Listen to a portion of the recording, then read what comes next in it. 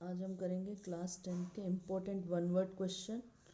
पहला क्वेश्चन है हमारे पास, what will be the arithmetic mean of 1 2 3 4 and 5। Mean का फॉर्मूला होता है हमारा mean equal to sum of observation upon में नंबर ऑफ ऑब्जर्वेशन।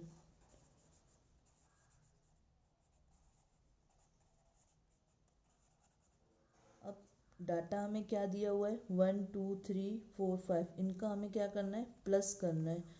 तो 1 + 2 + 3 + 4 + 5 divided by number of terms. Number of observation मतलब कितने ऑब्जर्वेशन है, ये 1 2 3 4 5 ही ऑब्जर्वेशन है, तो हम नीचे लिखेंगे 5। अब इनको प्लस कर लेंगे, 5 and 4 9, 9 and 3 12, 12 and 2 14, 14 and 1 15, 15 upon में 5 काट लेंगे हम, 5 1 जा 5, 5 3 जा 15। तो मीन हमारे पास क्या आ गया, इसका 3 आ गया। देन सेकंड क्वेश्चन है हमारा, right the median formula. Median formula तुम्हें लर्न करना पड़ेगा, L + n/2 - CF अपॉन में F मल्टीप्लाई बाय हाइट। अब यहाँ पे इनके मीनिंग क्या है, L मतलब lower limit of median class. जो भी आपने मीडियन क्लास चूज करी है उसकी लोअर लिमिट क्या है। जैसे मान लो हमें 50 to 60 एक मीडियन क्लास ली है हमने, तो 50 हमारी क्या है, लोअर लिमिट है, L है। देन N होता है नंबर ऑफ ऑब्जर्वेशन, उसमें ऑब्जर्वेशन कितने गिवन है वो कहलाता है नंबर ऑफ ऑब्जर्वेशन।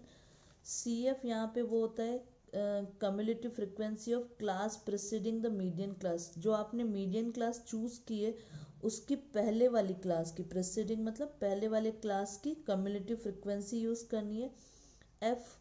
एफ हमें जो मीडियन क्लास है, जो भी आपने मीडियन क्लास चूज करी, जैसे ये 50 to 60 आपने चूज करी, तो इसकी जो फ्रिक्वेंसी होगी, मान लो यहाँ पे 7 है तो उसकी फ्रिक्वेंसी क्या होगी, 7।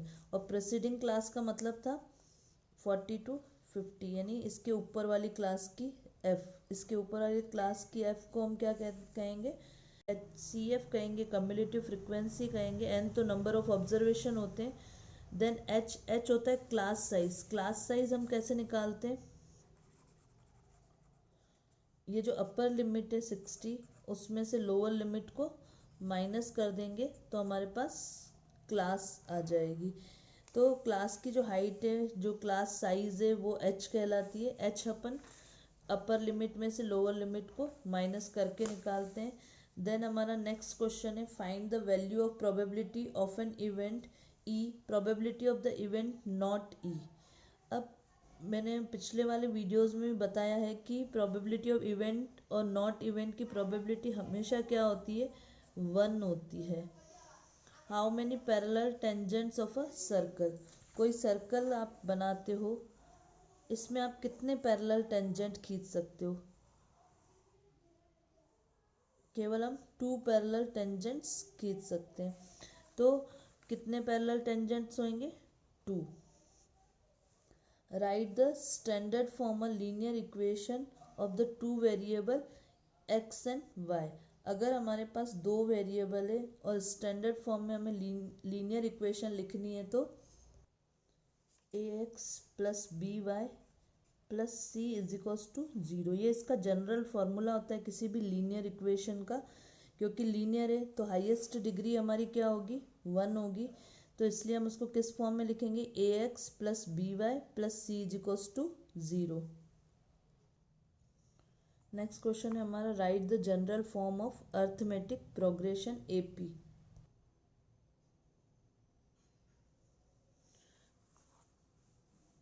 AP की जो जनरल फॉर्म होती है वो क्या होती है हमारे पास, A, फिर A + D, A + 2D, A + 3D। इसको हम एक एग्जांपल से समझते हैं। मान लो हमारी कोई अर्थमेटिक प्रोग्रेशन है 3 6 9 12। तो ये होता है हमारा A1 यानी फर्स्ट टर्म, ये A2, ये A3 और ये A4। पहले हम इसमें कॉमन डिफरेंस देख लें कितना है। 6 - 3 करोगे 3 आएगा, 9 - 6 करोगे 3 आएगा, 12 - 9 करोगे तब भी 3 आएगा। तो कॉमन डिफरेंस हमारे पास कितना आ गया, 3 आ गया। तो पहली टर्म तो हमारी क्या आ जाएगी, a यानी 3। दूसरी होती है a प्लस डी। a हमारा क्या था, 3 था। अब d कॉमन डिफरेंस हमारा कितना है, 3, तो इसमें 3 प्लस करोगे तो क्या आ जाएगा, 6। देन दूसरा था हमारा a प्लस 2d, तो a की जगह तो हम 3 लिखेंगे और 2 की जगह 2। d की वैल्यू हमारे पास कितनी है, 3 है कॉमन डिफरेंस, तो यहाँ पे हम 3 लिखेंगे। 3 2 जा 6, 6 में 3 प्लस करोगे तो 9 आ जाएगा। इसके बाद फोर्थ टर्म हम देखें a प्लस 3d, तो a की जगह a 3 multiply by 3, because common difference हमारा कितना है, 3 है। तो a की वैल्यू कितनी है हमारे पास, 3 दी हुई है, तो 3 प्लस 3 3 ज़ा 9 यानी 12 आ जाएगा। तो इस तरीके से ए पी किस तरीके से कंटिन्यू होती है, ए फिर a प्लस डी फिर a प्लस 2d। अब इसका अगर हमें जनरल रूल लिखना हो तो हम कैसे लिखेंगे, a n माइनस 1, क्योंकि देखो जब हम सेकेंड टर्म ले रहे थे तो d 1 था, जब हमने थर्ड टर्म ली तो d 2 थे, जब हमने फोर्थ टर्म ली तो 3d था। तो एक एक क्या होता जा रहा है, नंबर ऑफ टर्म में से कम होता जा रहा है, इसीलिए जनरल फॉर्म क्या बन जाएगा, a n माइनस 1 d इसका जनरल फॉर्मूला हो जाएगा। तो इस तरीके से लिखोगे, फर्स्ट टर्म हमारी a, दूसरी a plus d, then third one है हमारे पास a plus 2d, a plus 3d and so on a plus n minus 1d। Next question है, write the formula of discriminant of the quadratic equation ax square plus bx plus c। Discriminant मतलब d का फॉर्मूला तुम्हें पता ही है, b square minus 4ac।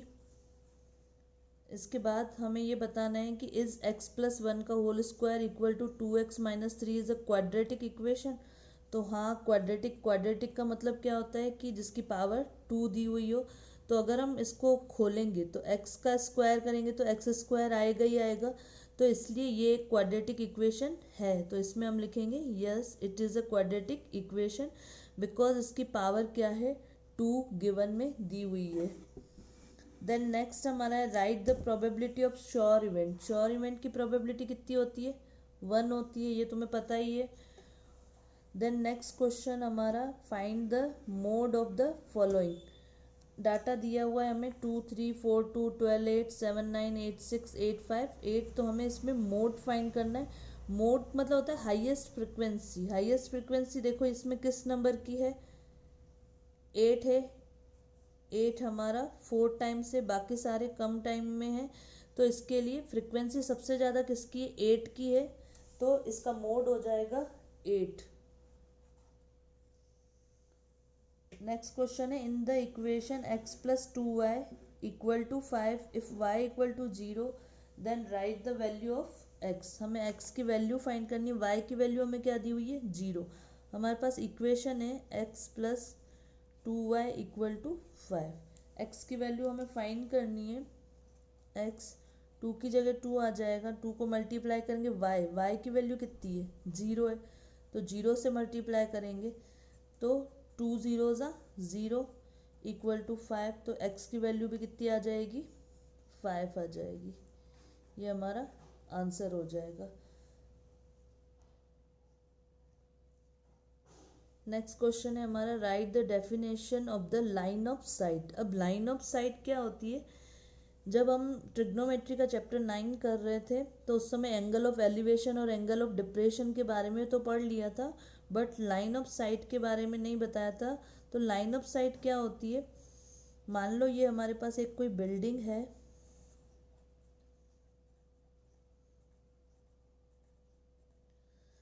और कोई बच्चा यहाँ खड़े होके इस बिल्डिंग के टॉप पार्ट को देख रहा है। तो ये बच्चा क्या कर रहा है, इस बिल्डिंग को ऑब्जर्व कर रहा है, तो इसको कहेंगे हम ऑब्जर्वर।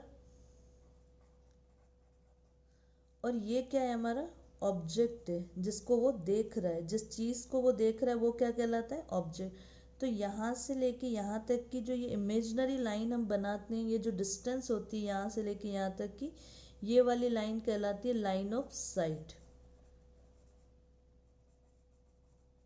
तो ऑब्जर्वर से लेके ऑब्जेक्ट की, या ऑब्जेक्ट से लेके ऑब्जर्वर, क्योंकि ऊपर देखते हैं तो एंगल ऑफ एलिवेशन बनता है और अगर नीचे की तरफ देखते हैं तो एंगल ऑफ डिप्रेशन बनता है। तो यहाँ से लेके ऑब्जर्वर की आंख से लेके ऑब्जेक्ट तक की डिस्टेंस को हम क्या कहेंगे, लाइन ऑफ साइट कहेंगे। A line joining the object under the consideration with eye is known as the line of site.